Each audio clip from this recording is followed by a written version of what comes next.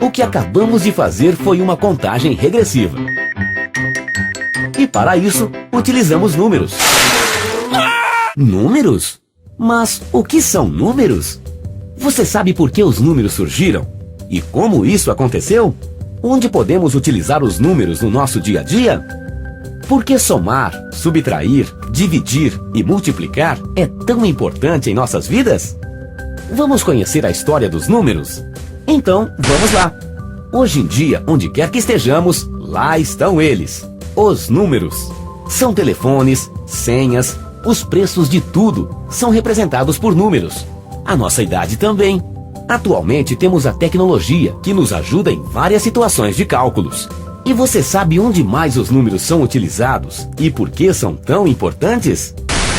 Pause o vídeo e reúna-se com seus colegas e professores ou até mesmo sua família e converse um pouco mais sobre como os números estão presentes em nossas vidas.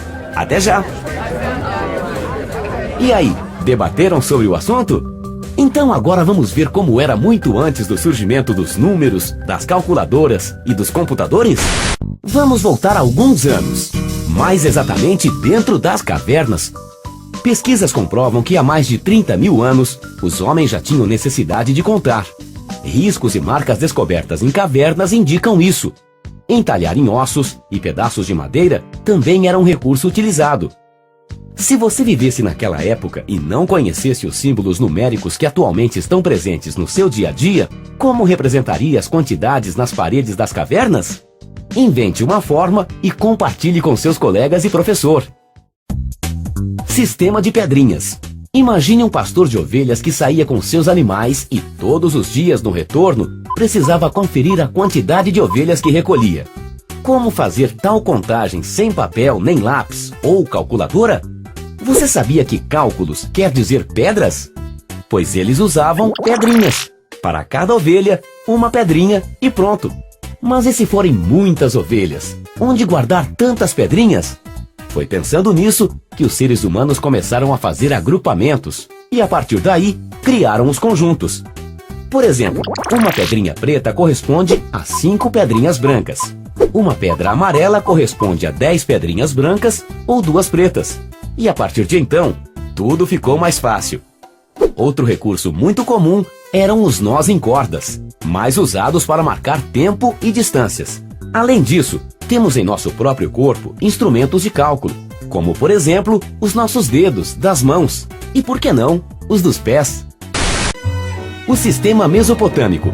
Mas chegou um tempo em que as pedras e dedos já não eram mais suficientes. A quantidade e variedade das coisas aumentou e alguns povos inventaram novas formas de contar.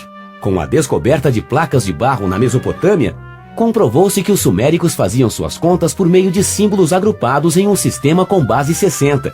Todas as quantidades maiores que 60 eram agrupadas e representadas por um sinal. A posição destes sinais também modificava seus valores. Egípcios e maias. Os egípcios e os maias também criaram seus sistemas numéricos. No caso desses dois sistemas, observamos que eram muito parecidos na forma, pois utilizavam símbolos e figuras, mas eram diferentes na aplicação. Você sabe que os egípcios são muito conhecidos por serem excelentes construtores, certo? E para construir, eles precisavam fazer muitos cálculos. O sistema egípcio era formado por 7 números-chave: 1, 10, 100, 1000, 10.000, 100.000, 1 milhão. Cada um era representado por um símbolo. Assim, eles faziam suas contas. Então vamos parar um momento e colocar nossas cabeças para pensar. Você lembra que vimos que o sistema mesopotâmico utilizava agrupamento por 60, não é mesmo? Que tal uma atividade? Então, pause o vídeo e tente descobrir qual era o agrupamento do sistema egípcio. Vamos lá? Até já! Olá! E então, descobriram qual a base do sistema egípcio? Se você respondeu que era a base 10, parabéns, você acertou! O sistema é decimal, pois trabalhavam com grupos de 10 em 10. Existe um outro povo que também utilizava figuras para representar seus números: os maias. Mas apesar da semelhança na forma, este sistema numérico é bem diferente do sistema egípcio, pois os maias utilizavam apenas 3 símbolos: uma concha, um ponto e uma barrinha, e utilizava a base 20. Porém, a grande diferença não estava aí, e sim na inclusão do zero. O zero é o grande responsável pelo sucesso do nosso sistema numérico atual, pois sua posição na escrita dos números ajuda no princípio multiplicativo. Mas o que é o princípio multiplicativo? Observe o número 605. Nele, cada algarismo representa, na verdade, o produto dele de acordo com sua posição. O 6 é igual a 6 vezes 100, centena. O 0 é igual a 0 vezes 10, dezena. E o 5 é igual a 5 vezes 1, unidade. Entendeu? Então, pause o vídeo e crie, com a supervisão do seu professor, uma atividade para um colega, em que é aplicado o princípio posicional dos números que você acabou de ver. Vamos lá? Gregos, hebraicos e romanos. Os gregos são famosos pelas artes, política e filosofia, mas também criaram um sistema numérico muito eficiente. Uma diferença importante nos sistemas grego foi a utilização de letras para representar números. Além dos gregos, os hebreus também escreviam assim. Mas além dos gregos e hebreus, surgia mais um povo: os romanos. Com suas táticas de guerra, eles dominaram rapidamente as terras e aos poucos a civilização grega deu lugar ao seu império.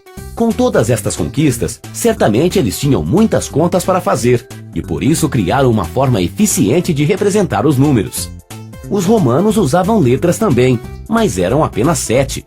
I1, V5, X10, L50, C100, D500, M1000. E como neste caso, a ordem dos símbolos mudava o valor. Este é um sistema ordenado. VI6 é diferente de IV4. Observe com atenção e você verá que estes números aparecem em vários locais do nosso cotidiano. Verifique no seu entorno, anote em seu caderno ou folha à parte e comente com seus colegas e professor em que locais esses números puderam ser localizados por você. Números orientais. Os chineses são famosos por vários fatores: por serem uns dos mais antigos povos do planeta e por serem muitos. Seu sistema numérico também era decimal e utilizava pequenos traços. Foi descoberto há cerca de 3.000 anos gravados em ossos e pedaços de cascos de tartaruga. No sistema numérico indiano, que é a origem do nosso sistema numérico atual, já era utilizado o zero, que no início era representado por um ovo de ganso. Com a utilização do zero, o sistema precisava somente de 10 símbolos para representar qualquer quantidade. Este sistema se espalhou e logo chegou à Europa, e de lá para o mundo, deixando impressionados muitos sábios e matemáticos. O sistema indo-arábico. O sistema tem esse nome, indo-arábico, porque tem sido criado pelos hindus, indo, e divulgado pelos árabes, arábico. Os números que você já utiliza atualmente já eram representados usando os números hindus: 0, 1, 2, 3, 4, 5, 6, 7, 8 e 9. Esses números, quando colocados em posições diferentes, eles assumem valores diferentes. Veja o exemplo do algarismo 4 em diferentes posições. No número 456, sabemos que o 4 vale 400, 4 vezes 100. Já no número 342, sabemos que o 4 vale 4 vezes 10, igual 40. No número 1004, o 4 vale 4 vezes 1, igual 4. Além de ser mais fácil por possuir uma quantidade pequena de símbolos, o sistema indiano permite calcular rapidamente. O que podemos perceber é que o ser humano, a partir da sua necessidade, principalmente de contar e calcular, criou formas para facilitar tais processos. Será que no futuro outras mudanças podem acontecer? Mas essa é uma história para ser contada daqui a mais uns 1000 anos. Até mais!